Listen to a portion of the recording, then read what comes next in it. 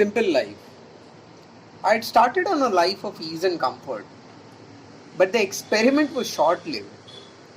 Although I had furnished the house with care, yet it failed to have any hold on me.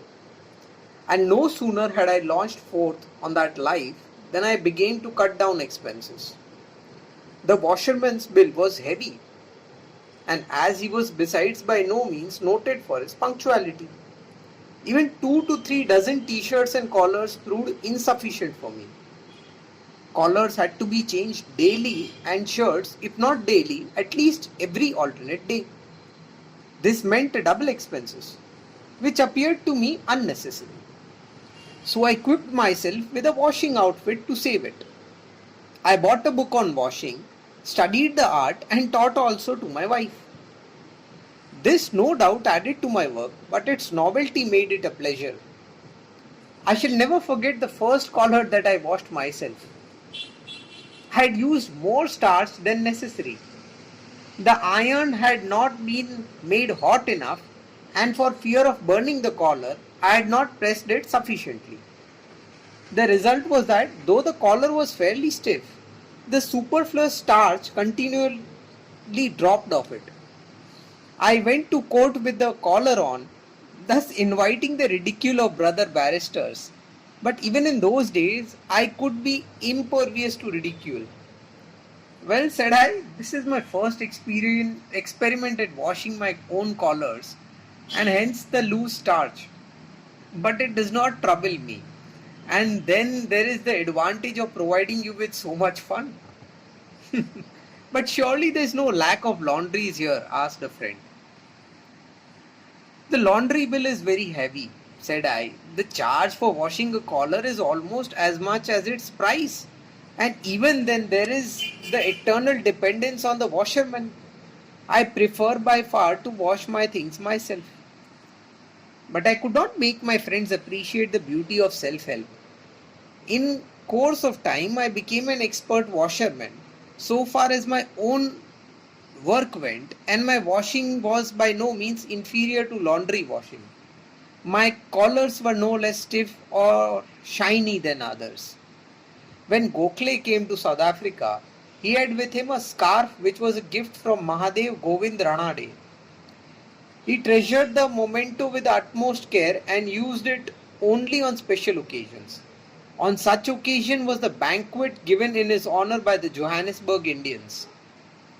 The scarf was creased and needed ironing.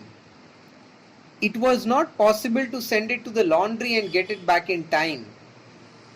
I offered to try my art.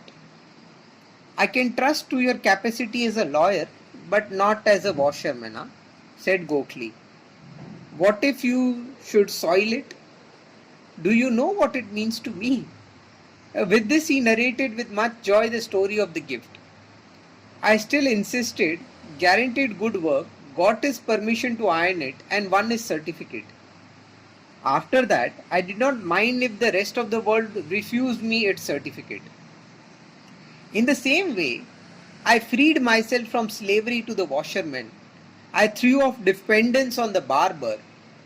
All people who go to England learn there at least the art of shaving, but none to my knowledge learn to cut their own hair. I had to learn that too. I once went to an English hair cutter in Pretoria. He contemptuously refused to cut my hair. I certainly felt hurt, but immediately purchased a pair of clippers and cut my hair before the mirror. I succeeded more or less in cutting the front hair, but I spoiled the back. The friends in the court shook with laughter. What's wrong with your hair, Gandhi? Rats have been at it? No, the white barber would not condescend to touch my black hair, said I, so I preferred to cut it myself no matter how badly. The reply did not surprise the friends. The barber was not at fault in having refused to cut my hair. There was every chance of his losing his custom if he should serve black men. We did not allow our barbers to serve our untouchable brethren. I got the reward of this in South Africa not once but many times. and the conviction that it was the punishment for our own sins saved me from becoming angry. The extreme forms in which my passion for self help and simplicity ultimately expressed itself will be described in their proper place. The seed had been long sown. It only needed watering to take root, to flower, and to fructify, and the watering came in due course.